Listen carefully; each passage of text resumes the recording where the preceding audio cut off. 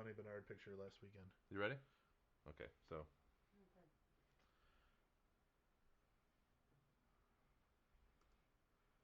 It's Wednesday, December 23rd. It's the Fantasy Finish Line podcast, and we're going to talk about championship busts.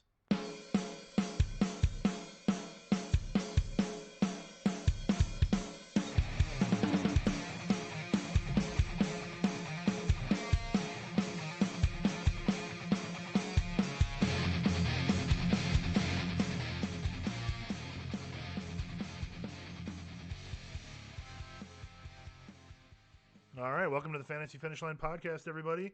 I am Jason Evans, joined as always by David Biggs. Dave, say hello to the people. Yeah, cheers. Cheers, everybody. Cheers. We are joined tonight by our good friend Tad Bukowski. Cheers, gentlemen. Tad How we is doing? a longtime member of the drinkfive team. He writes the Survivor pool every week. Close. Nope. Close. Almost. Try again. Let's start it was from on the the tip of top. my tongue. I'm a very valued All right, let's start contributor. over. Welcome to the Fantasy Apparently. Finish Line podcast. We're going to cut this part, right? Yeah. This is Tad Bukowski. He writes the confidence pool every week. Why not? There you go. Sometimes Well he done. writes the same confidence pool 2 weeks in a row. This is true. But we could blame that one on Dave. That's right. So if you go to the website sometime after the podcast is on tonight, then you will see Ted's Week 16 picks.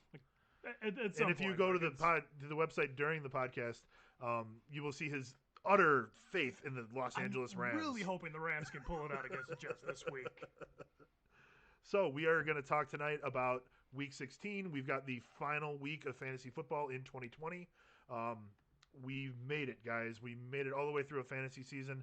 I, for one, did not think we had a chance at getting that far, so I am happy to be wrong in this situation. I think that's crazy, but I'm also happy to. Well, you told me finish that the every season. step of the way, so good for you. But we're in week 16, and that's terrific. And all of us are still active in our leagues, and you guys have a couple of championship games, and you're feeling good about this week. I general? am feeling great that I made a championship in a team that I did not think had a chance. I beat an undefeated team last week, so I can't stop talking about that. Sometimes you're the Seattle Seahawks, way back when they And snuck sometimes in. you're the New York Giants, beating undefeated teams. It's true. So I'll take it any way I can. But tonight we're going to talk about some of the players that you want to keep out of your lineup because they're going to bust your championship hopes. So we've got 6 players that we're going to discuss, and Tad will tell us why we're right or wrong about those players. But first, I think we're going to have a toast to the members, the competitors in the Drink 5 Championship. Tad, you have made it. Congratulations. Again, that's what I do. And you guys may remember Jessica, who has been on the show She's very- before. She manages our very Instagram humble. page. She has also made it to the Yeah, to that. you can navigate through Meanwhile, the Dave and cables. I will be. That's may the better woman win. Oh, Ooh, I don't know how to respond to that. I think That's, we're in a new age, Tad. What can you do? I Dave am and I a will hell just of a be woman. competing for third place here. That's right. So, Okay, friends, it's okay. cheers, everybody. Well, at this table we have 1, 2, 3, and 4, so not so shabby. This is true. Woo! This is true. Cheers to Woo, that. guys, woo. we have made it that far. Yeah, that's right. We have one and others. We have the reigning champion. For one more week, I'm reigning champion. So this evening we are going to be drinking the corner of Dean Street and Borden Street Imperial Stout, which I believe is like the. I know Borden Street is where So Hopped Brewing is located. It is a Riverlands Brewing Company in collaboration with So Hopped Imperial Stout with cacao nibs, vanilla, honey, and a hint of rye. So this Yep. should be good. They're in St. Charles, so I assume it's going to be 2 streets, like one from each city, but I'm not 100% sure I on believe that. that's correct. Yeah, I would imagine that Dean Street is where Riverlands is located. Here you Yeah, go. and he has a good imagination, so it's probably right. It runs wild. Oh my, It imagined no football this year. oh my. So it's not an imagination you all want to be around. Here, you should have a little more of that. Let's top you off. All right. That's always Well, good. Dave doesn't have an empty glass yet. And we're just going to pour beers and talk amongst ourselves. Talk amongst yourselves at home, everybody. We'll be with you in a minute. Okay, so one more cheers to fantasy football. And we'll do it over Dave's laptop. Yeah, Makes don't. sense. This is Oh, horrible. jeez. Oh, cheers, everybody. Cheers to football. Until I have next to say, preseason, of course. This is delicious. Yeah, this is pretty freaking good. So this is our first taste of this. We got that specialty bomber. It's really sweet. We actually had 6-ounce pours at the brewery. Oh, but we had to drink them really fast because it was wet out and it was like. This is more information than is necessary. You know, in the But days yes, we of did have to drink them COVID really and fast. breweries being closed down on the inside, we had to drink them quickly. And it's a high alcohol, so it's not great for Oh, is chugging. it really a high alcohol? Yeah, I assume How so. high are we here? We are high as fuck. 13%. Woo! That is high This as is fuck. big high as fuck. Well, I will go Disclaimer, ahead that's a comedy and get song. out of your guys' way. And that's nothing to do with the unless, state of people on this you have podcast. any other, things for me? If we have any lineup questions, we'll get you involved. I just have a parting statement for my competitor here, For your winner, my yeah. opponent here. Your It's, champion, go on. Woo! Well, thanks for that. Okay, did you just give me 2 claps and a Ric Flair? Because we can have it out if we want to get into Ric Flair. Just be careful with the microphone, guys. The shouting is not conducive to. That was some wrestling moves, guys. Trying to give me a Ric Flair, trying to come into my world, my wrestling world. Oh my goodness, Tad, are you still doing some work for wrestling websites out there? I am. I have a site from thetoprope.com. Haven't been as active on it as I'd like to be, but there is a Facebook page from the Top Rope. If you have any wrestling interest, go ahead and check it out there. Yeah, From the Top Rope is a cool name. Well, go check out his stuff if you're interested, or if you just want to know more, like Jessica, so that you can do some crazy Ric Flair battle cries before the start of the championship. So, Dave, would you like to lead us off in diving into the championship bust players? Oh, You know the players that are going to win for you. We're going to tell the players that are going to lose for you. well, hopefully you're not starting these particular guys, and if you are, then I hope that your outcome is not how we predict it to be. But please listen to this, what I would consider to be somewhat sage advice from people that have been doing this for years and years. And I'll start with Russell Wilson. That much is true. We have been doing this for years and years. I only speak in truths, so I didn't say anything else. Okay. Russell Wilson versus Los Angeles Rams. The drinkfive rating for him for this week is QB 13. Fantasy Pros ECR, which is the expert consensus ranking, which is the amalgamate ranking of all of the experts out there on a weekly basis, is 11. So ECR is still ranking him a little higher than I am.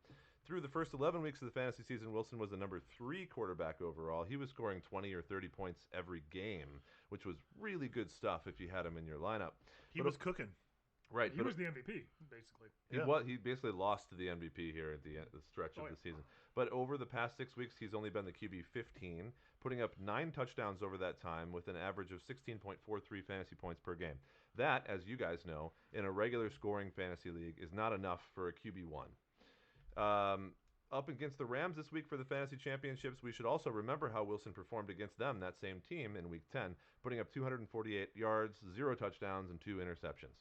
So, not saying that historical marker is going to be exactly how he does perform, but just that it is a historical marker in a time where he is trending lower than he was to start off the season. That was his worst fantasy game of the season. Followed closely by the game he had last week. So, this is not a good situation. Yeah, and the Rams are the number 1 defense against quarterback fantasy scoring this year, allowing an average of only 14.2 fantasy points per game to opposing quarterbacks. In other words, Wilson actually had a game that was above average versus them in Week 10. They are also in a battle, the Rams are, to make the playoffs, and will be going at it full tilt this week, which is never a good thing against the opposing team. The defense is going to be super riled up. So all things considered, Wilson should not be your QB1 for this important of a matchup. That's what I'm going to say. Before we get into a discussion, let's talk for just a minute about how this might affect some other fantasy players that are receiving passes from Wilson. The drinkfive rating for DK Metcalf, for example, is wide receiver 11, and Lockett is at wide receiver 28. Considering Metcalf is at WR3 currently for the season-long points, and Lockett is at WR12, I'd say that reflects, and I wouldn't only say it, it does reflect a significant downgrade for each of their values in this game as well. And surprise, surprise, the Rams are also the number 1 defense against wide receiver fantasy scoring this season, allowing an average of only 16.6 fantasy points per game to opposing wide receivers. It'd be tough to sit Metcalf. In fact, I wouldn't. But we have to understand that he goes from a wide receiver 1 to a wide receiver 2 because of the problems here with Wilson, because of the matchup with the Rams. Yeah. And I would leave Lockett out of lineups. It only makes sense to me if it can be avoided with an alternative player. So for you guys, if you'd both take a moment and give me your thoughts and everybody else, what's your take on the Seahawks passing game for this tough matchup based on what I said? Is there anything else that you can see? Are there any other players you think might do well, or is it a situation to be avoided in general? I mean, from what I can tell, there's going to be a lot to avoid with the Seahawks this week. Like you said, the Rams are one of the top passing defenses. Not only that, they're going to come into this game motivated. Yep. I don't know if you know this, but the Jets had not won a game before last week. When they won 0 however many. Yeah, a lot. Yeah. Right. 0 in the season. All. Yeah. Oh. As far as the receivers go, if I remember correctly, feel free to verify this for me, laptop guys. That's us. That is you. But I do remember having DK Metcalf in our Dynasty League. Metcalf was shut down by Jalen Ramsey the last time they played. That's what I'm saying. So that must have been hard to take. It definitely was. I'm pretty sure I probably lost that game. So he had 2 for 28 in that game. That qualifies as shutdown for sure. Shutdown. Yeah. That's one of 2 games he got shut down in last. Do you have the full game? If you have the full game up there, what did Lockett do? The full game? I believe that was one of Lockett's medium games. He had 5 for 66. I mean, if you've got options, I would say look to avoid playing Metcalf. The fact that Ramsey is going to be on Metcalf and not Lockett makes me a little bit more confident in Lockett this week. But I'm definitely opposed to Russell Wilson this week. So if you were betting, I mean, you're saying to avoid him entirely, not just go 1 to 2, and I understand why. But if you were betting on that, and your entire betting budget, let's say, that you could spend all of if you wanted was $500, like how confident would you be by how much money you would bet on that? Would you bet the full 500 on that like he would not be playable based on his matchup, or would you say that's like a 20, 30, 40% kind of thing? I mean, if we're talking like an over under, like I don't know what we're saying, 50 yards. Say 8 points. Yeah, I would definitely bet the under on that one for Gotcha. DK Metcalf. Well, if he's going under 8, then you're picking somebody else. Yeah. Especially this week. Jason, what are your thoughts? Well, I'm actually curious if there actually is a line for that. Now that we've gotten into player prop lines. Come on, my friend. No, so I agree with you when you talk about the. There are no player props this early in the week. When you talk about starting DK Metcalf, regardless because of his big playability, I think you have to go with that. Jalen Ramsey is immortal. Mortal, not immortal. Yeah, right. Highlander. That was intense. There can be more than one. So I don't think that you sit DK Metcalf in the championship game, because if he scores a touchdown or something like that, you will not live it down. And if he has a bad game, well, he's probably the best receiver on your team, and he has a bad game, and he has a bad game. That being said, I'm all for sitting Russell Wilson if you have the flexibility to do so. Same with Tyler Lockett. It's not like Lockett's stats, warrant starting him the last time they played the Rams. So I think that the Seahawks will fare better in this game than they did against the Rams. It's at home. They've played them once this year. The Seahawks' biggest problem is that they haven't been playing very well lately, but they're still winning some games. So I say sit Russell Wilson if you have sit all of them if you have the roster on your team to do so. I can't imagine that anybody has the kind of roster where they can sit DK Metcalf because they have 3 better options. That being said, if you do, then you're not going to have any trouble winning your championship game. I mean, not to okay, well, I'm going to disagree with you on that one, because I mean, back in August when you're doing your drafts for the year, I can definitely see DK Metcalf being the 3rd or 4th receiver that you drafted in the league. So there's a very good chance that you can have 3 options better than DK Metcalf to play. Yeah, I mean, you could have a Devontae Adams, a Stephon Diggs, a Calvin Ridley on your team. Yeah, Sure. his ADP was not first or second round. I don't think so. He's just really launched up the scale this particular It year. was a very pleasant surprise. In fact, I this think year. Lockett was probably higher than Metcalf. Yeah, I think they I would were bet, yeah. generally going in the same area. Overall, he was 52. He was Right. the 21st wide receiver. So there's certainly an opportunity to have guys, at least drafted guys that are higher ranked initially from him. We do have a question. So we're from talking to the one team that has all that. We have a question from the chat room from Monir. His pick a flex in full PPR. That's Godwin, Drake, or Kittle. Now, there is news that Kittle might actually play this week, but that actually hasn't been decided yet. So until there is any announcement from the team, I'm not going to include him in any rankings besides just being low in them. So I'm not going to factor him into this discussion. And I will say Chris Godwin would be my pick over Drake right now. If there is a Kittle that plays and is fully healthy, then I think Kittle is better than either of those guys. Your guys' thoughts on Kittle, Godwin, and Drake? Yeah, I mean, I'm seeing a lot more Chase Edmonds in Arizona, which that to me kind of makes me a little bit leery as far as In full getting PPR, Drake goes. right? Exactly. Yeah. So yeah, I'm with you. I'd probably go Godwin. I would go with Godwin as well. The Lions are giving up the fourth most points to opposing wide receivers, and this tidbit came out on Roto World today about the Lions Lions coaching staff. In fact, are mostly going to be absent for this game. So apparently, the head coach will be gone. Well, he's not the head coach anymore. He's the interim coach. Will not be there, along with a bunch of the defensive coaching staff. So this is from Roto World. The Lions will be without interim head coach Darrell Bevell, along with the entire defensive coaching staff. There were close contacts with 2 employees who tested positive. They've shut down the facility. I think that the Lions' offense is going to be the shadow of a joke, and they are not going to stop anybody. And Defense, especially, yes. Well, also the offense probably. Okay. That's just a slip up that happens to be correct. So yeah, go with Godwin in this situation. And I believe the question also wants to know Rodgers or Hurts. This is a 3-question. I mean, why not get them all in while you can? So Rodgers will be playing on Sunday night against the Titans, and Hurts will be playing. It doesn't matter. I You don't got to play know who Rodgers. Dallas. The Eagles play. Oh, they're playing I think they're in Dallas. Yeah, I guess you got to play Rodgers. I don't know. I have some thoughts about that we'll get to. Yeah. About that game. So you would play Jalen Hurts over Aaron Rodgers? No, I just think that it's more of a snap decision. It's like something that you'd think about for 5 minutes and then you'd go with Aaron Rodgers. It's definitely an understandable thought to have with how Hurts has been looking the last couple weeks. But I mean, you don't sit Rodgers. And then you got the Browns defense playing the Jets, or the Rams defense playing the Seahawks. Both of those teams will be on the road. I don't think there's an issue here either. I think it's the Browns. They're my number 1 rated defense for this week. Oh, I will go with Dave's rankings on this one. Yeah. I mean, they play the Jets, and I don't know what the Jets are doing. They did just win a game, but their true Jetness will come out here versus Cleveland. Winning that game really is a very Jets thing because it lost them the first overall pick.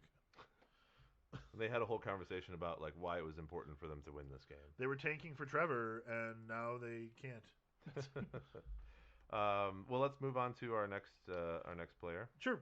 Speaking of thoughts on the Sunday Night Football game, I think that Ryan Tannehill playing in Green Bay is another one that might bust for you. So he is the QB9 on Drink5 on Dave's rankings. He is the QB10 for the ECR. He is the QB7 on the season for scoring. So Tannehill has gotten you this far. Do you want to risk your crown on bad weather, though? Because the game is going to take place on Sunday night. The forecast is going to be cold, windy, and possibly snowing. It's normal weather in Wisconsin. Green Bay, yeah. In Green Bay in the end of December. So it's not like this is something that's unusual or unlikely. This is just average weather there. So over the last 8 weeks, the Packers defense has given up an average of 15.3 points per game to opposing quarterbacks. And I would say that that's below the Andy Dalton line. Not this year's Andy Dalton, just the Andy Dalton line as we talk about it over the years. Over that same time period, the last 8 weeks, Ryan Tannehill has averaged 21 points per game. Last week's 37-point performance was his best of the year. I don't expect a repeat. I don't expect him to even reach his average. in games against tough defenses during that time period, other top 10 teams like the Bears, and you played the Colts twice, Tannehill only has 14.8 points in those games. So this is a team, the Titans are, that will easily and definitely lean on their rushing attack. You're going to see a lot of Derrick Henry in this game. They have the best running back in the league. The Packers are giving up a lot of fantasy points to opposing running backs. They're not great against the running back. He will be very effective. I don't think that the passing game here is going to be a top 10 style game here.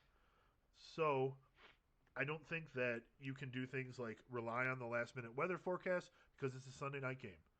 The only other quarterbacks that are playing after him are Rodgers, who you don't have. I mean, if you have the choice between Tannehill and Rodgers, go with Rodgers. I think that we're going to pick Rodgers every time right now. And then the Monday night game is the Bills and the Patriots, and Josh Allen is another guy who's going to be owned. He's going to be owned, and I wouldn't play Cam. Yeah, and don't start Cam Newton in anything. So I think that, when you look at the Packers defense, they've done all their work in good weather. They haven't had to play a sloppy game yet. You're going to have a game kind of like last week where it was 24-16. I don't think that you're going to see a ton of points in this game. I know that it's two offenses that can score a lot, and the Titans have played a lot, but played well lately. But the Packers are a team that gets up early, and then they can play a certain style of defense that keeps the other team from doing a lot. And then, it's going to be a game that sort of is a stalemate in the second half. So I don't like Ryan Tannehill. However, I need to ask you guys what your opinion is. He has been playing well. Do you think it's a greater risk to sit him or to start him? Can I see like, where are you? What are you risking? Can I see our beverage over here? Yes. Thank you, sir. To properly give the opinion.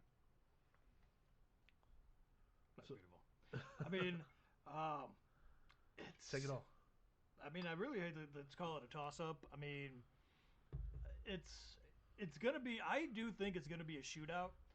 But with the, like you said, the weather concerns, it's not a secret. The Titans got a pretty damn good back. And they can basically provide a pass-like offense on the ground. Oh, sure. Which is gonna be big playing in a winter game in Green Bay. And that doesn't provide any points to Ryan Tannehill. This does not. There's no handoff. Tenth of a point every handoff. So I can definitely see sitting him. I don't know. Like it's the name of the coach is I'm losing the name of the coach for the Titans. For the Titans, Vrabel. Yeah, Vrabel. I mean, he may still be that young coach that still wants to try to throw it when he's down late, because I do think that the Packers will be up late. But I don't know. Like on championship week, I just can't have that much faith in Tannehill this week. The Titans have the number one scoring offense in the NFL, I believe, and Green Bay has historically done really well in bad weather, including snowy weather, cold weather, etc. So I'm not as confident as you that there won't be a lot of points, but I do certainly agree that a bad weather forecast will only tamper with the passing offense and perhaps allow them to get more of the ground offense going. And so I will talk about that in a minute as well when we go to the next guy. And then I just want to know, how much do you guys take weather into account when you're making decisions for fantasy starts?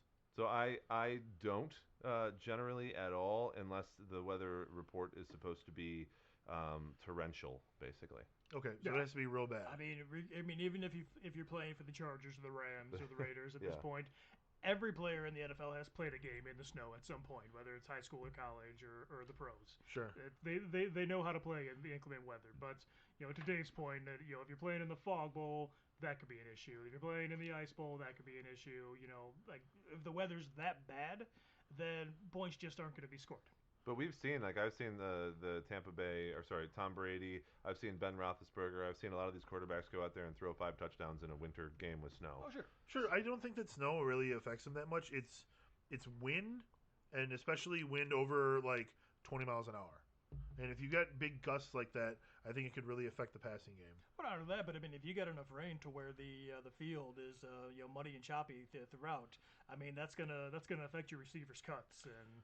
It should be an advantage to the receivers. Really, they should be able to fake out the DBs more. Yeah. I mean, they should, but I mean, they won't be able to cut as sharply as they normally would. Sure, you have to run different routes. Right. You have to have that in mind when you're going to do it. It's one of the things that I talk about all the time, which is that both teams are playing under the same rules. In this case, the weather in the same conditions as the overarching rule. So in general, it's going to be unpredictable, but I would not discount the weather. I would only pay attention to it though when it is above some percentage of horrible. Okay. So I mean, so currently, what is the weather? It looks like you're looking at it. So currently at 7 o'clock in Green Bay, it's supposed to be 28 degrees with a 43% chance of snow with 8-mile-an-hour winds. But the winds are going to increase throughout the game. The snow chance is going to be active throughout the game. The temperature should be steady in the 20s. But that doesn't sound horrible. No, it doesn't. But what I worry about most is the wind. I see. You know, if the wind is bad inside the stadium, then you're in trouble. Well, I think that's interesting. I mean, what I'd like to see is stats on does the weather actually affect anything historically through fantasy numbers, or if has someone done something like that? That information would be interesting to see. Because a lot of times we talk about this stuff, and I mean anybody in the fantasy community, as things that matter to us in our decision making, but do they actually matter when statisticians are calculating, tabulating these things and looking at them for trends? I don't know the answer to that. Yeah. Well, there's a lot to study there.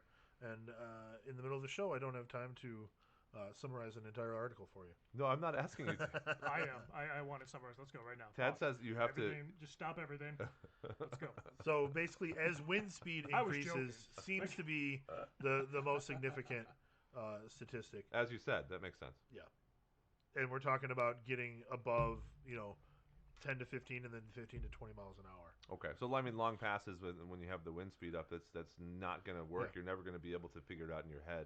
It's going to be the playground ball at that point. So, yeah, the wind gusts could be bad, especially if there's precipitation, you're going to get gusts. Gusts. So, anyways. Stratonimbus. I think that the main... Talking about clouds. That's sort of like checking one of several boxes against starting him in this situation.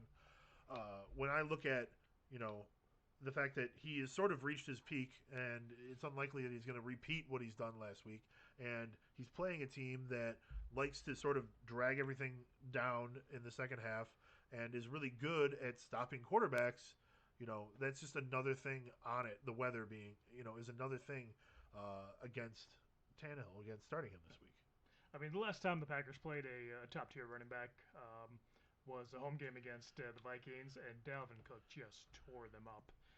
So, I mean, I can see the Titans just running the ball like 40 times. Yes. So just give the ball to Henry. Full speed ahead with Derrick Henry, which you already were going to do. Well, Corey Davis is the next guy on my list, and the Drink 5 ranking for him is wide receiver 24, whereas Fantasy Pros ECR is wide receiver 22. Now, I'm placing him firmly in that area of, you could still start him as a wide receiver 3 or flex, depending on the depth that you have at your team.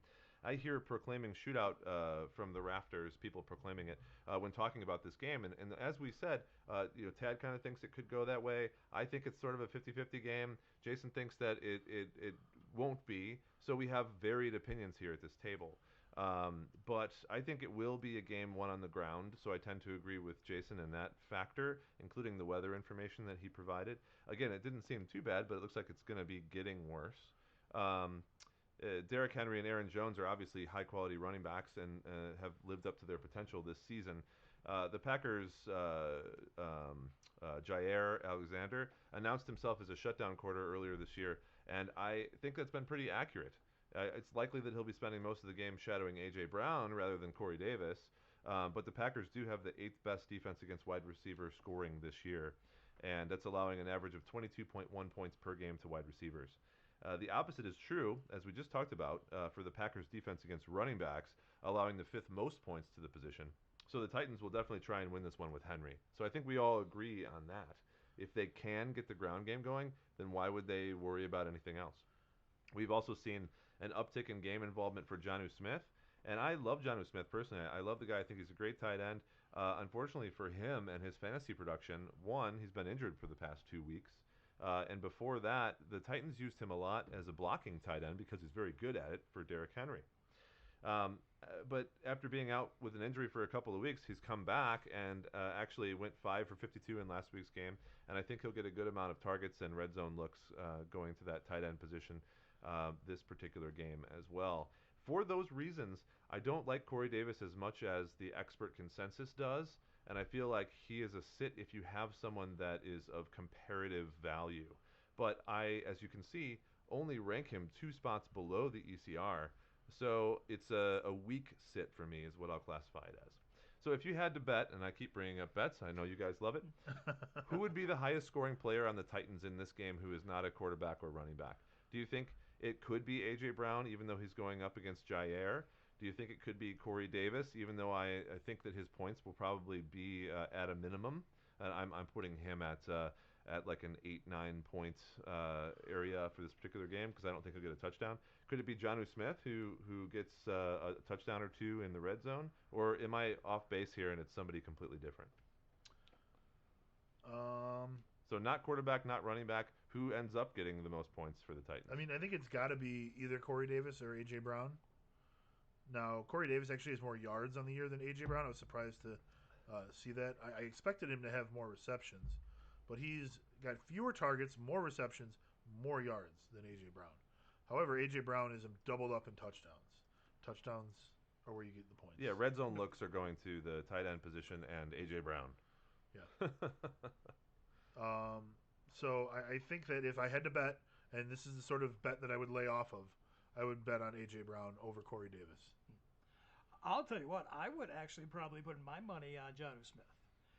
Yeah, I'm with Tad there, I think. The reason being is the Packers' secondary is pretty solid. I am a huge fan of Jair Alexander, have been since they drafted him. The Packers' front seven, however, they've got some solid linebackers, but they're more as far as blitzing and getting to the quarterback linebackers than they are coverage linebackers, which will leave Jonnu Smith open for most of the game, I think. And quite honestly, with those blitzing linebackers, it's going to reduce the time that Tannehill's going to have to find a Corey Davis or an A.J. Brown, and he'll be dumping it off to Jonnu Smith more times than not, I think. Yeah. Yep. I mean, Jonnu Smith started the season really awesome. Unfortunately, since week 6, he's only had 2 games over 2 receptions. True. That's my problem with Jonnu Smith is that due. they're just not using him much. Well, as I said, No, he got 5 last week. That was his due. as I said, a lot of that was because he was strictly blocking for Derrick Henry because he's a better blocking tight end than Anthony Firkser is. Well, I mean, he's in the game 70+% of the time. I mean, that's got to be the most any tight end is getting on that team. So he's still going to have the most opportunity. I appreciate both of your points. I think they're both valid. As speaking as your therapist, this is I championship think, week, Dave. We make decisions this week. I like Jonnu Smith as scoring 10 plus fantasy points in this game. That's what I'm saying. So you think that he'll do better than Corey Davis? I do think that. Fair enough. Because I think he'll get a touchdown. We make decisions here. All right. Well, that's my decision. My decision. And now let's move on to your next decision. To sit Robbie Anderson. He is the WR29 on drinkfive, 26 for ECR, 21 for season-long scoring. So, Dave, you definitely have identified this as well, I feel. Robbie Anderson is what you might call a boomer bust player. It's definitely what I would call a boomer bust player. He's not put up consistent fantasy points on a week-to-week basis all season long. He's only gone for double digits back-to-back 3 times all year. He's also not great at finding the end zone. He's only scored twice, which means that his fantasy floor is quite low because of that. Since week 8, he's scored 8.1 or fewer points 4 times, and he's averaging 14 points per game in the other 3 games. When he saw, in those games, he sees above average usage. So it's like every other week, almost, a little less than 50% of the time, he gets above average usage. 32 targets in those 3 games compared to 35 targets only in the other 4. So what tips me over the scales on this is Anderson's opponent. They're playing the football team from Washington. The football team has given up the 4th fewest points to opposing wide receivers. They are really good at not allowing those high scoring, the boom games. The highest game that they've given up all season is 20.2 points. They've only given up 100 yards twice all year. They've only allowed 6 touchdowns to wide receivers in the last 8 games. Just last week, they held DK Metcalf and Tyler Lockett to a combined 12.2 points. So Teddy Bridgewater has only thrown 1 touchdown in the last 3 weeks. I think it's best to avoid the slumping quarterback when you can. Plus, Robbie Anderson isn't even the WR1 on his own team. So do you think that the Panthers are in for a good showing against their old coach? Is that a kind of like a selling point for you here, the old coach thing? I'm not gonna lie, I kind of forgot that. See, I don't think it's that important.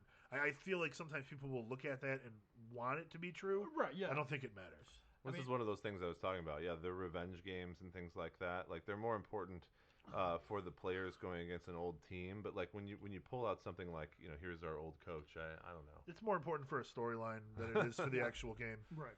Robbie Anderson's wondering when he gets his next DUI. Is like what's going on with him. So is the Washington defense playing too well to take a chance against them for you? I mean, he's keeping Robbie on the bench. He's a definite sit for me.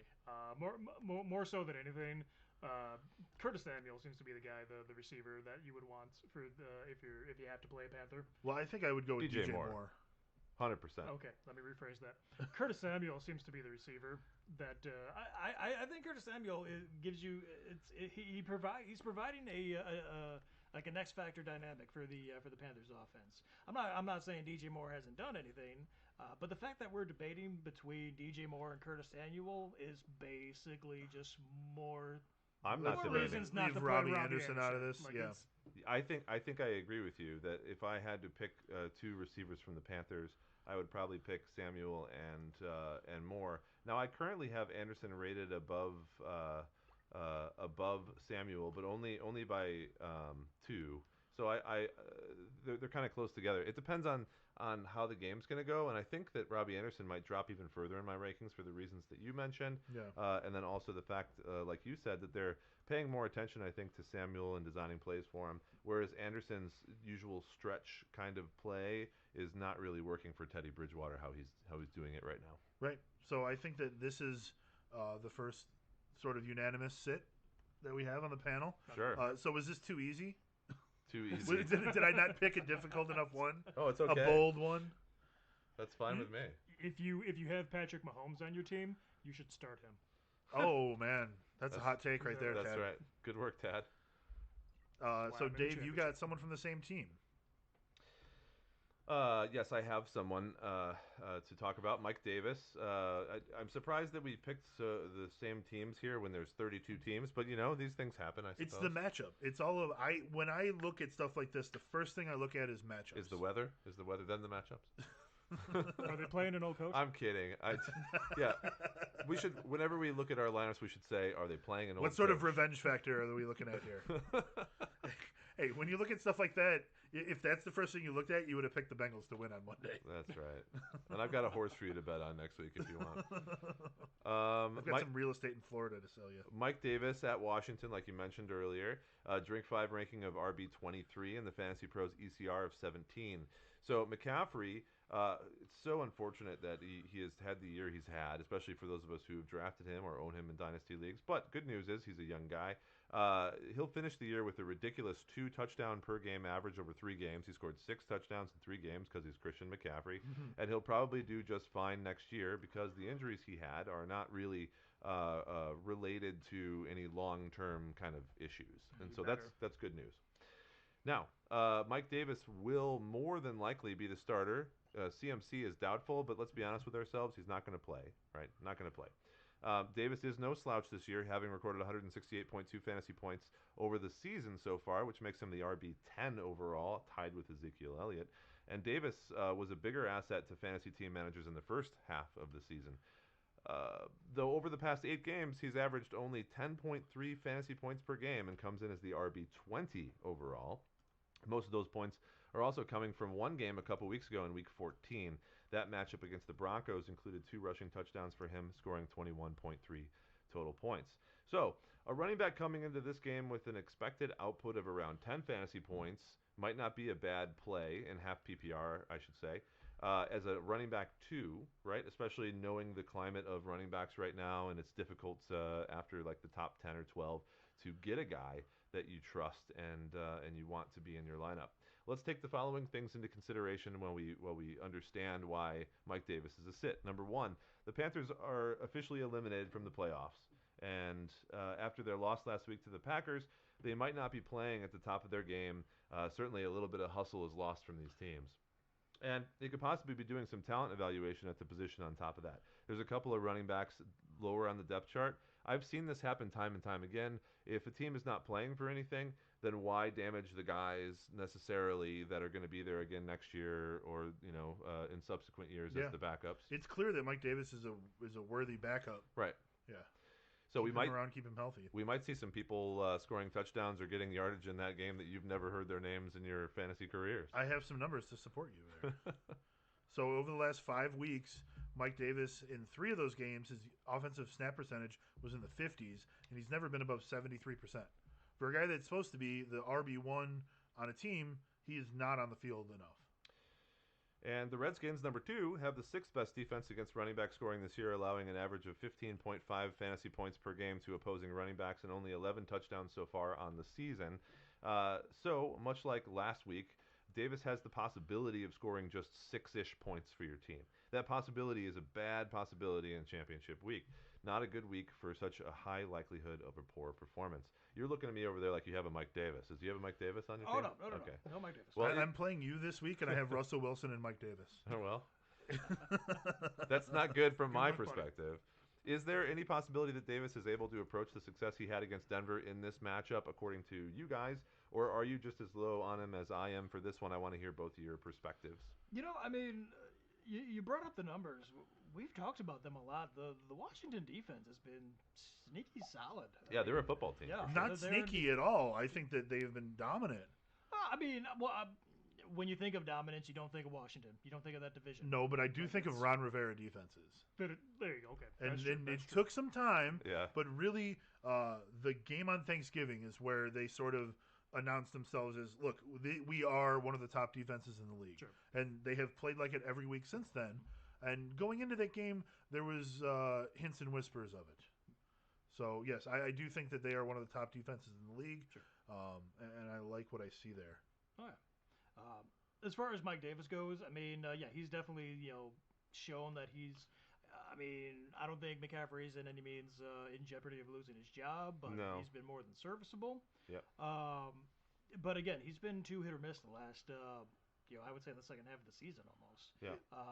To the point where, like I said, with DK Metcalf, you probably drafted enough receivers to where you can not play him. You definitely drafted enough running backs to where you probably have options to play somebody other than Mike Davis. You didn't draft Mike Davis. Exactly. You picked him up on the waiver wire. Exactly. That's very true.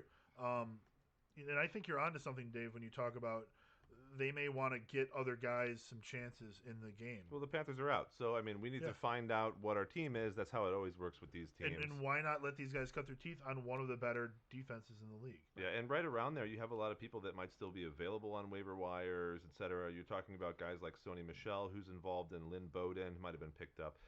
Leonard Fournette, who's back involved with Ronald Jones probably being out. Suvan Ahmed, a lot of these guys who are going to get carries in these upcoming games who might be better than Mike Davis. Ahmed scored a touchdown last week. Myles Gaskin is back in, but he still is going to get carries. They're going to keep using him a bit. Le'Veon Bell, Jeff Wilson, there's a lot of guys that you could put in that area instead of Mike Davis that might be better. I concur. I think that Mike Davis has to be a sit this week. But that said, hopefully we're not playing for anything, even though we are playing. We love you, Mike Davis. You did well for us this year, and you actually did way better, I think, than anyone expected you to. So nice. Mike Davis goes to show that a running back's talent has almost as much to do with the offensive line and the team around him than their own talent, because he got cut by the Bears last year. Well, and now he is I don't know about the Chicago Bears as a judge of talent, but no, what I'm saying, they may not just know how to judge the talent. You're saying they didn't know what they had. Is that what you're saying? Maybe. Okay, but that's fair. You're right. The offensive line is important. Like when we talked about years past, Le'Veon Bell, James Conner, all these guys for the Steelers, and the offensive line was good in those years. So whoever is running behind a good offensive line has a better chance of doing well, which I think is the case here. But Mike Davis is also a pass-catching back, which is good on him for that. Sure, 59 receptions this year is far more than he's had in any previous year. Yeah. And then rounding out our list, we've got Rob Gronkowski. So he's the tight end 9 on drinkfive, tight end 10 for ECR, and 10 for scoring on the season. So he's had a bit of a resurgence this year, but I think it's pretty much entirely due to his connection with Brady, due to his past with Brady. It's paid dividends during the middle of the year, but over the last 6 games, he's averaged only 6.8 points per game. He's trending down 13.6, 6.7, and 4.4 over his last 3 games. And by the way, I don't know if we mentioned this earlier, but all of our scoring is half PPR.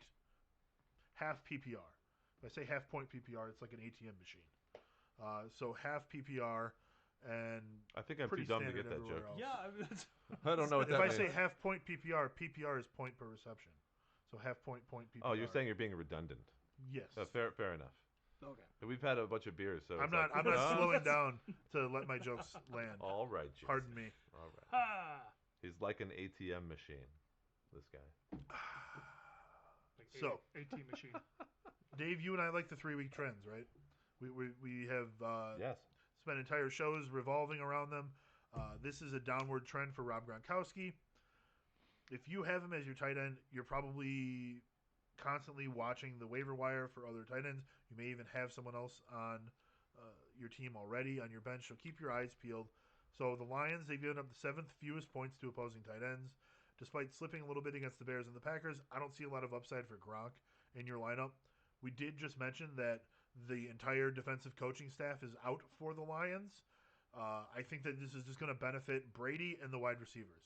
Because when it comes to moving the ball downfield, that's where he's looking first. It's in a Bruce Arians offense, they are not – I don't know that the tight end is ever the first option. So if the first option is going to be there all day long, it's going to be Brady to the Evans, Brady to Godwin, Brady to Brown. So the Lions are giving up the 4th most points to opposing wide receivers. The Bucs are loaded there. It's so many options for Brady. I think that really, if you have the wide receivers there, you got to start them all. We already recommended starting Godwin in a start in a what was it 3 other guys that we were looking at. So the Lions have given up double-digit performances, all 12.9 and above, to 4 different wide receivers in the last 2 weeks. So that's where the offenses are going against the Lions right now. It is not going to be towards the tight end. It is not going for Gronk. So are you guys still a believer in the Brady to Gronk connection? Or was that just sort of a fun sideshow for a little while this year? Yes, I think that it is a thing. Okay. It's with what they did in New England, it is a thing. But, That's as far as I'm willing to go. But they may be going to the Hall of Fame because of it. I don't know.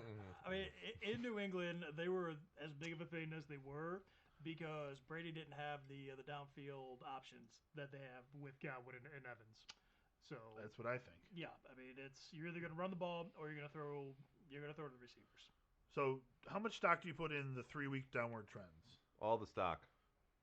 You're a big believer in that? 85% of the if stock. You have $500 to bet. $375. Okay. Yeah. So will Gronk ever smash again? Once he signs back with the WWE, he could do some smashing, but on the football field, did he do any smashing with the WWE?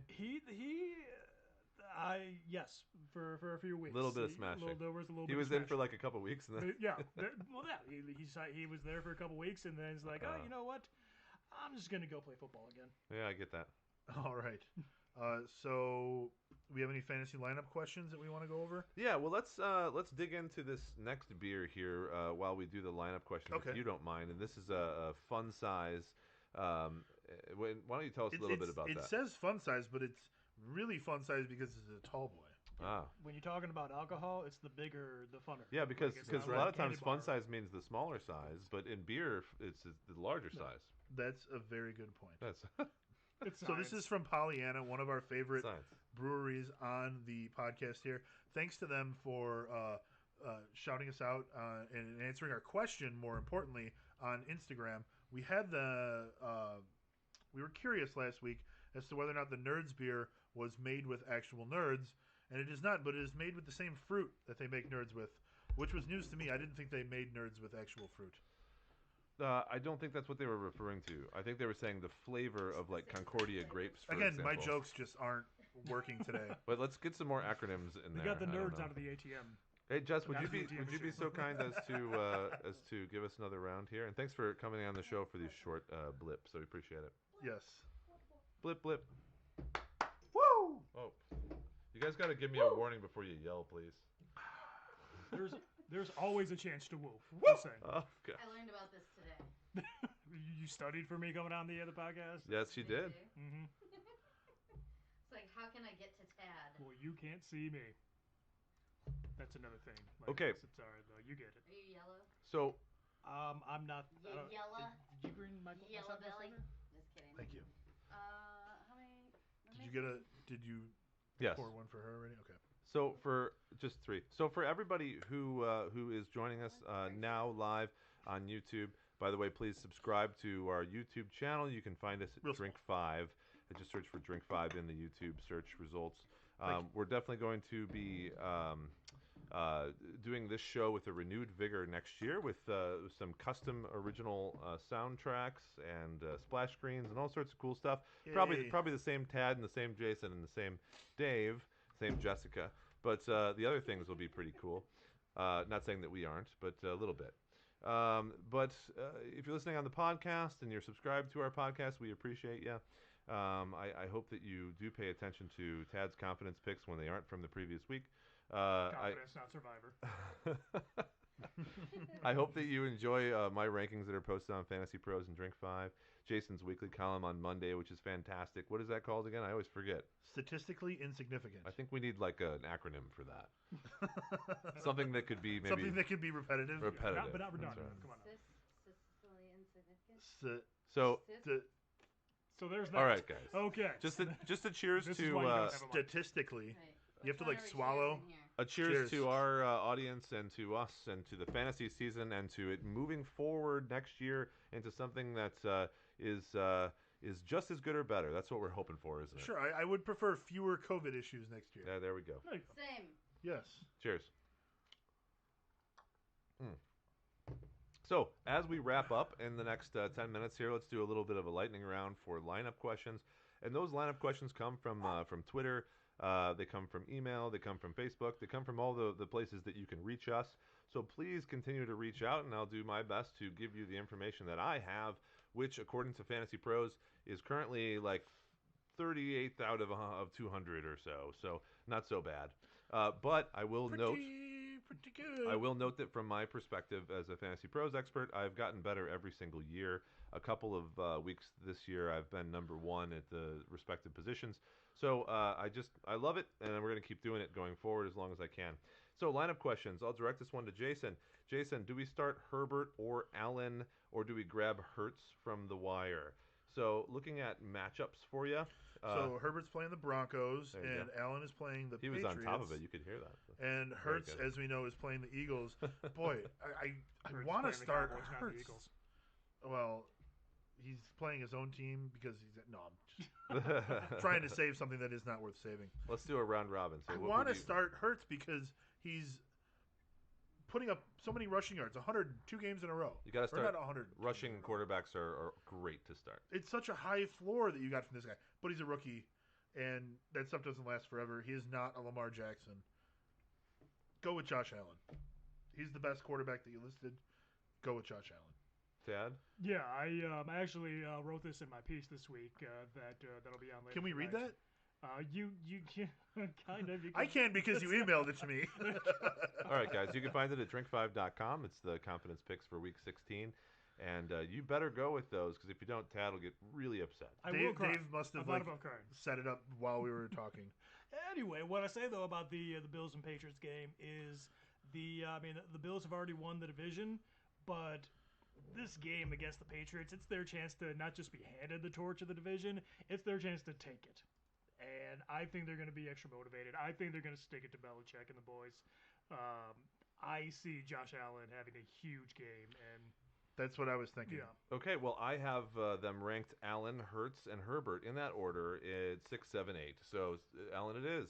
But it never fails whenever anyone has a lineup question. And I guess it makes sense that I look at my rankings and I'm like, oh, there's 17, 18, and 19? Yeah. Oh, okay, Yep. great. No, well, it's not a question if it's like 5, 10, and 20. Well, and that's good. That means that the people that are asking us these questions are actually good fantasy players, and they're not going to ask us, are you going to start Mahomes or Jared Goff? So Right. thank you Mahomes. for being smart, and Mahomes is the answer to that. So we're starting Allen there. Number 2, start 1 in a PPR league. That's Thielen, Antonio Brown, or Suvan Ahmed. Oh, so why aren't we immediately defaulting to Adam Thielen here? Let's see. There must be something. Oh, because they're playing the Saints. Saints have a very good defense, one of the best in the league. Against the wide receiver, they are giving up. Oh man, I have to. Everything in my head screams go with Adam Thielen in this, right? What were the other ones?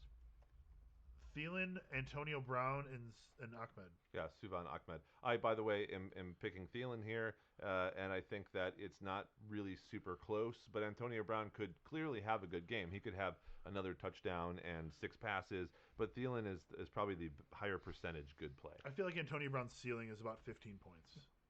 Especially in the PPR, we're talking there. Yeah, I would go Thielen, Ahmed, and then Brown. Sounds about right. Yeah, I think that we're all in agreement there. So next question we've got, who do we bench in full PPR? So pick one to not play. You've got DK Metcalf, Corey Davis, Justin Jefferson, and CeeDee Lamb. No, basically talk about mostly what we've been talking about already. Yeah, I mean, we talked about Metcalf and Davis already. Jefferson, we just mentioned, is playing New Orleans, so that's kind of a tough matchup. And then CeeDee Lamb will be playing the Eagles. That's a good one. I think you might have to keep CeeDee Lamb in because don't the Eagles have a lot of the secondary out right now? I want to say yes. I know that was the case last week. They're right in the middle of the pack in terms of giving up fantasy points to wide receivers. Lately, they've been giving up a lot of big games. So they were probably good earlier in the year and have been giving up more points lately. My rankings say CeeDee Lamb is the one to leave out. I would almost say leave Corey Davis out. Yeah, I kind of feel like leave Corey Davis out is the right move here. Based on our conversation earlier, maybe we're biased towards your opinions, Dave. Well, as I said before, I might still move Corey Davis down or not, but How far is Corey Davis from CeeDee Lamb on your rankings? Pretty far. We're talking about in flex 43 to 64 in full PPR. I mean, in between you have guys like Curtis Samuel and T.J. Hawkinson, Antonio Brown, Russell Gage.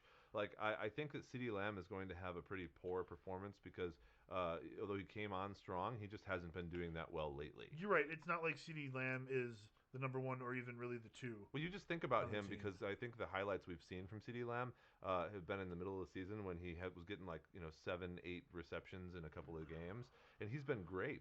But you got to remember he's still a rookie. They've only recently reattached Dak Prescott's leg, and you don't know who's going to be the quarterback there. And if you do, we're certain that he's at least going to be at or below the Andy Dalton line because he is Andy Dalton. Literally Andy Dalton. He is. So, I mean, you could go with either. If Davis has a bad game, it won't be surprising to me. But I would say that Lamb is probably the highest percentage bad game chance out of those guys. Okay. So who are we going to start in a half PPR? J.K. Dobbins or Le'Veon Bell? Let me start this one if you don't mind. Please. So I love Dobbins this year. He's taken a while to come on strong, but clearly they've made Ingram inactive this past week after not getting as many carries the previous week, even though he's a healthy scratch, and he might not be this week. But the point is, they're trending to Dobbins being the guy going forward. And on that offense, all they do is run, no matter what. And so J.K. Dobbins, okay.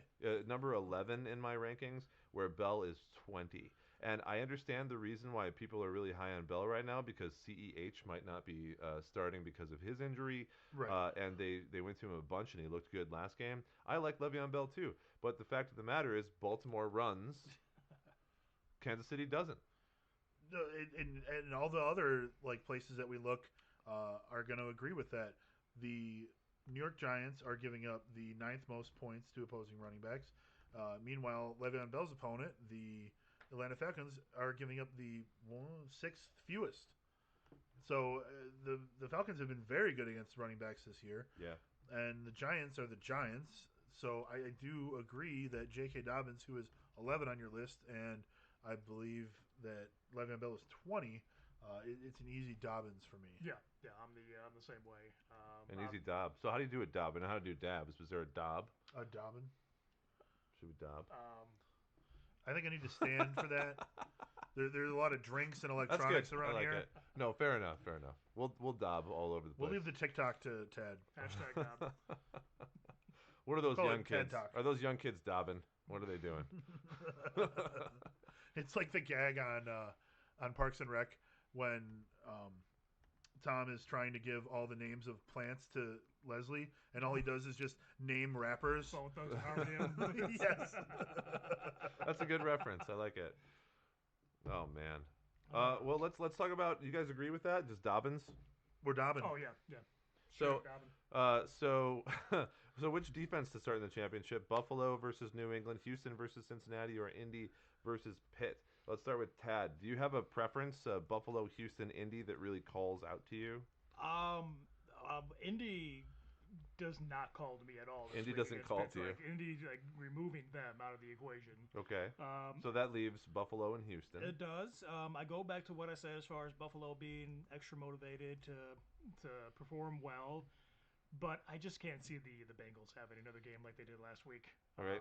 I would probably give the edge to Houston. I like Buffalo. I agree that Indy's not really in it for me, so I think Buffalo and then Houston. What do you think, Jason? I think you got to go with Houston first. The Cincinnati Bengals, when it comes to opposing defenses, are giving up the 2nd most points, and that is a huge gap between them and the next team, which would be New England, who are giving up the 12th most points. So I realize New England has the turnover machine in Cam Newton, and they just gave up 21 points to the Rams recently, 9 points last week to Miami. But I agree with you. The Bengals are not going to repeat what they did last week. The Bengals have, in the last 6 weeks, given up 12, 12, 9, 14, 18, and then last week was their only good week where they gave up only 2. So I would go with Houston in this. Okay.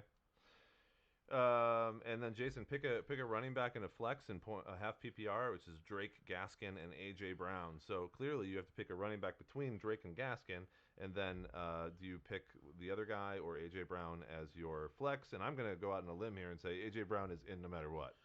It's hard not to pick AJ Brown. Tad, earlier you mentioned that it seems like it's more Edmonds than Drake in that rotation. I think what he said was that Edmonds is probably going to play, and since he's the pass specialist, it cuts down on any Drake for PPR. Is that what you were talking about? Basically, I mean, Drake's not going away by any means, but I'm seeing more Edmonds as the season has progressed. Since Drake's injury, he's barely topped 56% as far as offensive snaps go. So he is in basically a pure split right now. He does have double-digit carries in some of those games, but he is not hitting the 100-yard mark at all. So I cannot go with Drake there. I would have to pick Gaskin when it comes to running backs. And if only because Miami's got a decent matchup this week, don't they? They played the Raiders. That's a piece of cake, right? I don't think we need to go there. I mean, that's... We almost got through the whole show without crapping on Ted's Raiders. So my next year. It's all about next year. My rankings will change tomorrow based on the Gaskin news that he's probably going to play. But I personally like Drake and Brown because Drake has a higher chance of anyone else on that team besides Kyler Murray of getting a touchdown. Yeah. I'm not sure how the Oakland Raiders are doing, which is what I was looking for. Okay. But I can tell you that the Las Vegas Raiders are giving up the 3rd most points to opposing running backs. Oakland Raiders have been steady all year. John Gruden and I are still with the Oakland Raiders.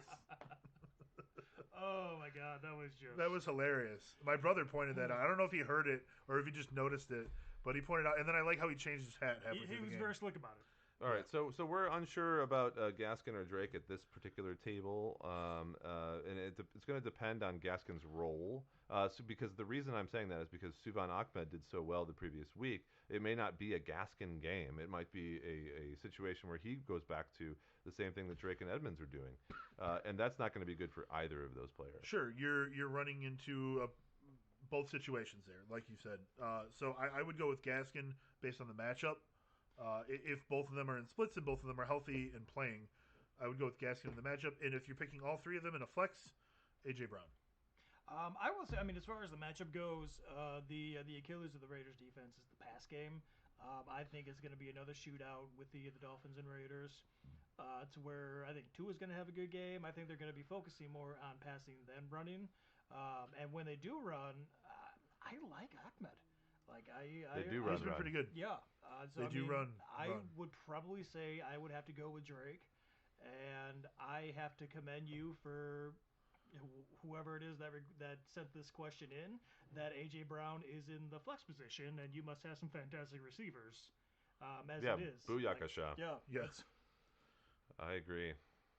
So let's move on. We have 4 more. Let's try to get to them really quickly here because at 10:15 I'll likely have Dave, some kind of a notification first, coming from our Google Home here. Murray, Rodgers, or Hurts in the championship. I love how Hurts is coming up in every quarterback question. Right? And let's say it all together, guys. Rodgers. Murray. I missed the first one. Murray for me.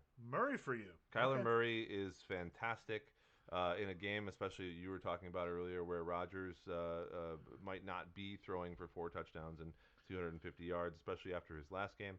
So against the 49ers, you like Mr. Murray. Well, as we talked about, the people that have the rushing tendencies and the ability to score touchdowns on their feet, Kyler Murray is very strong. He's been a start over Rodgers most of the year, even though Rodgers has been an amazing quarterback this year. If you look at their points for the whole season, can you do that for me? Because I don't have it pulled up. Which player do you want? Oh, you want Rodgers and... Yeah, and okay. Murray. I don't like hearing good things about the guys who are going up against him. I would think that that they'd be very close if nothing else. But so Kyler Murray is still the QB1 overall on the year. My point. Aaron Rodgers number 4, but all they all belong to the tier 1 okay, quarterbacks. Tier 1 club. I go Murray every day out of this. Okay, I mean they played week 1 against the Niners. Murray had 91 yards on the ground and a touchdown, another 200 plus in the air and a touchdown through the air. So, great game for him to start off the season. Certainly not one of his best games because he's had so many good ones, but he did finally return to form last week with 34.14. It's just the matchup that I worry about. I just figured we were all on the same Rodgers wavelength. That's all. I love Rodgers. I like your argument for Kyler Murray, and if someone wants to drop Kyler Murray and let me pick him up, I would be persuaded to start him. Look, I only have 4 guys above Rodgers this week. One of them is Patrick Mahomes, and the other 3 are rushing quarterbacks in Kyler Murray, Deshaun Watson, and Lamar Jackson. The only reason why people will ever be better than Rodgers, especially this year, is if they put running yards on the ground. Yeah, I would say. Can we get a Jalen Hurts in here? I would, but I appreciate my credibility. You can't start Hurts over either of those guys, no, right? No. Hurts should not be in this discussion. Good position to be in, though. And, I mean, if you're going to have a fantasy matchup with Rodgers on one side and Murray on the other side, I'm going to be more than confident to have Rodgers as my quarterback going up against Murray. And any sort of championship matchup I may have this week, any sort of possible matchup that may be having Kyler Murray on the other side. Ted, you seem to be staring in I'm a certain direction like here. Intimidation. Well, okay, obviously split here again. So I like the rushing quarterbacks. Rodgers is not one of those, although the other week he did run like 9 yards and he had the biggest smile on his face. We could say that Dave is perhaps going for domestic tranquility and picking Kyler Murray. I am not. That is not. Honestly, my fantasy. He does not. My fantasy expert ranking is more important to me than domestic tranquility during the fantasy football season. During the fantasy football season. Yeah. Next Monday, it won't matter so much. Afterwards, I'm making breakfast, and it's all. Okay, let's move on after this split decision. Yeah. Amari Cooper or Tyler Lockett in full PPR? Either one of them jump out to either of you guys? No, it doesn't jump out. I'm not saying that either of them's a bad one, but it's just like So that's a close one. earlier we were talking about how the Eagles are depleted in the secondary. This will definitely benefit Amari Cooper more than a CeeDee Lamb. So that's a check in Amari Cooper's category. We were talking earlier about how we don't like Tyler Lockett so much. Tyler Lockett is going to suffer from the issues that Russell Wilson and the defense that's playing against the quarterback and wide receiver there on the who are they playing against? The Rams. Yeah, on the Rams side, it will clearly impact the fantasy production of the wide receivers. So I have Amari Cooper at 24 and Tyler Lockett at 28.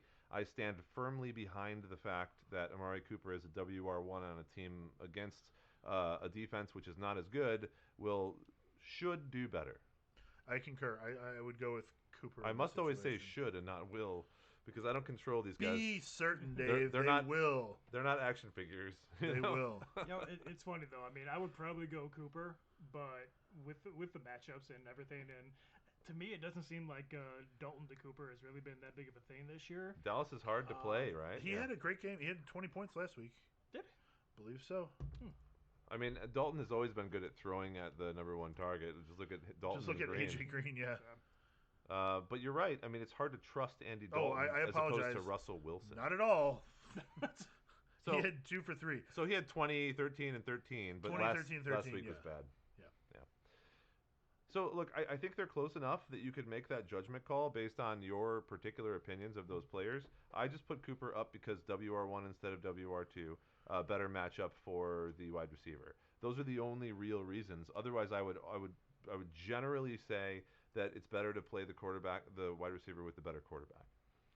So it's a tough one. Okay, Logan Thomas or Robert Tonyan, half PPR. In August, would you ever think this was a question? I would have said who? Yeah, I would have said, Logan Thomas is still a thing, and who? And who? His name is Robert Tonyan. What? Thomas coming on has been fun. And his name is Robert Tonyan. I'll go first one more time, but I think Logan Thomas versus Carolina is a great matchup, and I have him as a number 5 and have PPR. I do have Robert Tonyan as 7, so again, close. But if the question is going to involve players like Logan Thomas versus Jordan Reed versus Arizona, I'm just not going to field the question. So you dismiss it entirely out of hand. Yes. Whoosh. But you guys, do you like Thomas or Tonyan? And I think their names sound similar. So what does that have to do with anything? In death, they have a name. His name is Robert Tonyan. His name is Robert Tonyan. So look, Tonyan is on a pretty good tear right now. He's scored a touchdown in 5 straight games. So why not 6? I don't know. I would pick Tonyan in this situation. Probably the weather, according to you. I would avoid Logan Thomas because it's gonna we don't know who's gonna play quarterback. It might be Dwayne Haskins. No, it'll be Haskins. Well, they said they were gonna suspend him. No, they didn't. That was the initial report. He's practicing with the first team. He had a fine. I don't see anything that said they were going to suspend him for anything. We're talking the first team of the Washington football team, or the first team of the Diamond Stage over at whatever club that was.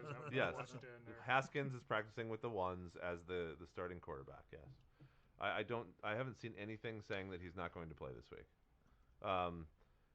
It may be a bad choice to be seen on Twitter or wherever he was with some strippers, nobody with masks on, but that's a bad choice and not something preventing him necessarily from playing. Okay, Tom Pelissero's initial tweet said he could face a 4-game suspension for engaging in high-risk COVID contact. But then it's, he's taking snaps at practice. So the usual NFL, we're going to suspend you, but just keep playing for now. Eventually. Yeah. No, we'll suspend I know, you when it's convenient for us. Look, I know what you're saying. And once Alex Smith is healthy again. I don't happen to think that Haskins has a long career ahead of him, and he's certainly not helping himself with any of these actions. But he'll probably still be the quarterback for the Washington football team for the rest of the year. That's not even the most That's only expensive 2 trip games. to a strip club that weekend. Oh man, there was another one from a different league, right? Yeah, James Harden. Harden in the NBA. Was he wearing a mask at least? I mean, that beard is basically an all-time portable mask. Right? Okay. I mean, It's just a great natural filter. basically, yeah, Fantastic. portable mask. All right, as last opposed question to we got on the standard list, unless anybody wants to jump in the chat room and ask us one or two more on the way out. So we've got Calvin Ridley and Deontay Johnson at 1 and 2. So who should be the flex, Mike Evans or Corey Davis in a half PPR? I think we've spent most of the time on this podcast answering that. I think so too. Yeah, I think that's a definite. It's my cousin Mike Evans. That's right. It's Mike Evans. Let's end the podcast on a positive, triple answer here, and that's Mike Evans. Yes, we're all in agreement on one of these. Fantastic. That's great. On maybe a couple. But, yes, on the last one. At the very hey, least. you guys finally aren't wrong on one of them. It's so great to not be wrong. So thank you, Tad, for joining us this week. Hey, thank you for contributing all year and on Drink 5. Make sure that you guys go and check out Tad's confidence picks on Drink 5 and then come back next year for all the other ones. And I believe, are you going to do week 17? Oh, of course. Oh, great. I mean, the confidence season isn't the fantasy season. You can't just end it week goes 16. all season, yeah. That's true. We're done. After this, I am not doing any more fantasy football for a little while. Well, that's not true. I mean, don't we do It's not at all true. I have to match up this weekend. We have playoff stuff. I just want to give myself a break mentally. All right. I'm into that. I agree with that. So thank you all for joining us all year long. Thank you for listening. Thanks for all the questions that you guys submit every week. It's a great help to us, and we like answering them. It makes good content, in my opinion. Sure. So make sure to follow us at Drink5 on Twitter, on Instagram.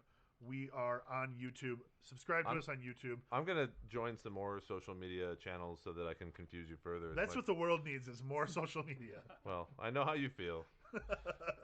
Tell us how you really feel. But tell us how you feel, and we would appreciate the input. Yes, tell us how you feel. You can email us, jason@drink5.com, dave@drink5.com. Just no spam, please. That was ridiculous. Yeah, he doesn't like. I don't need any non-fantasy football related spam. He doesn't like social media, but if you tell him how great he was, then he'll start to I do like appreciate that. it. I do like that. It's an affirmation. Follow cheers, everybody. Follow me on Twitter, TADIGITY24. Oh yeah. Tad Diggity. There you go. Thanks for everything this year, guys. Cheers.